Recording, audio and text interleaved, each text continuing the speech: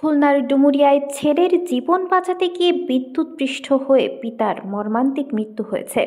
বুধবার দুপুরে উপজেলার আটলিয়া ইউনিয়নের চাকুন্দিয়া গ্রামে এই দুর্ঘটনাটি ঘটে। নিহত মোহাম্মদ কালাম আলী ওই এলাকার সিরাজুল মালিক ছেলে।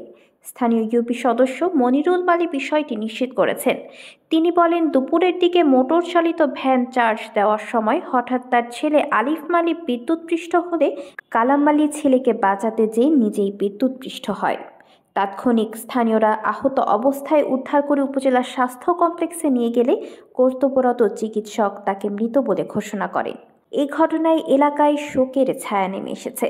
এদিকে নিহতের পরিবারকে সমবেদনা জানাতে খুলনা থেকে চাকুন্দিয়া গ্রামে ছুটে যান জেলা আওয়ামী লীগের সদস্য ও বিশ্বাস প্রপার্টিজের সিইও মোহাম্মদ আজকর বিশ্বাস। তারা